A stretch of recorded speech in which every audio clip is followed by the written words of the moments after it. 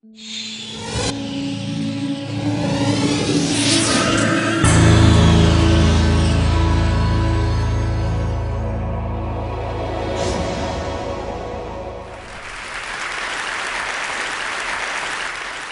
name is Joshua Walters.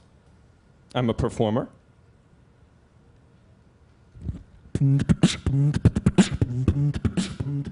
Whoop.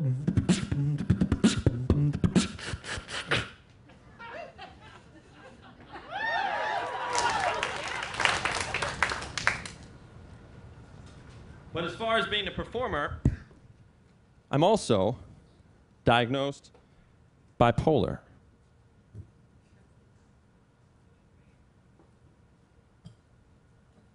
I reframe that as a positive because the crazier I get on stage, the more entertaining I become. When I was 16 in San Francisco, I had my breakthrough manic episode in which I thought I was Jesus Christ. Maybe you thought that was, scary, but actually, there's no amount of drugs you can take that can get you as high as if you think you're Jesus Christ. I was sent to a place, a psych ward. And in the psych ward, everyone is doing their own one-man show.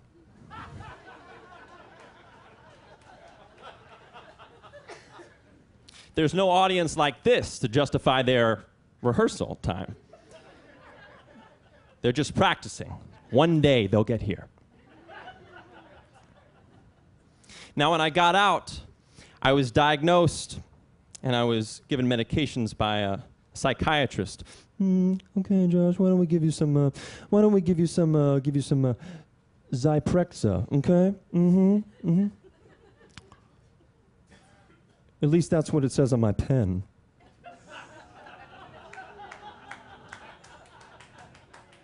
Some of you are in the field, I can see.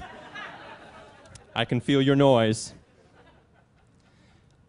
The first half of high school was the struggle of the manic episode, and the second half was the over-medications of these drugs, where I was sleeping through high school. The second half was just one big nap, pretty much, in class. And when I got out, I had a choice.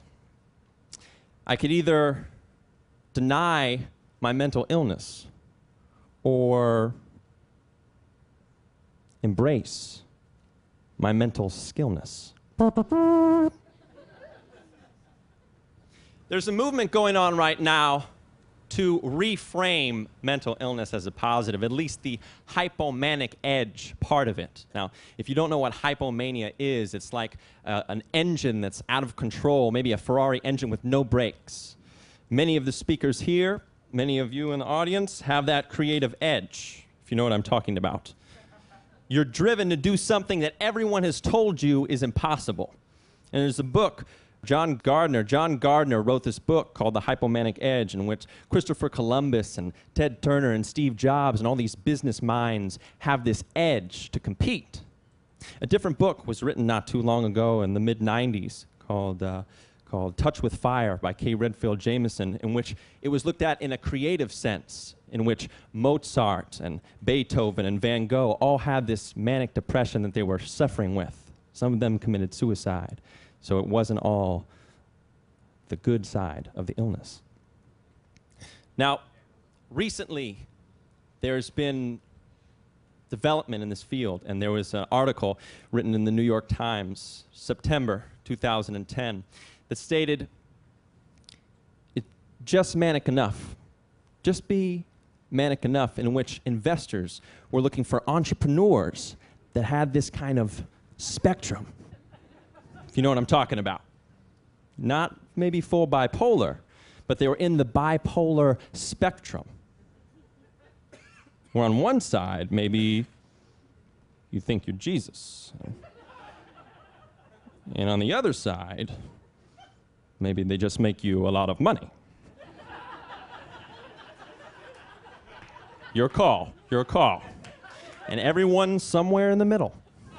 Everyone's somewhere in the middle. So maybe, there's no such thing as crazy.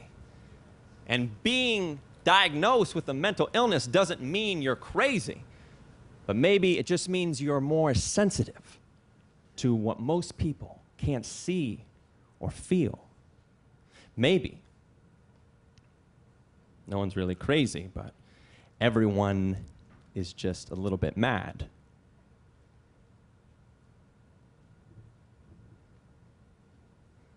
How much depends on where you fall on the spectrum.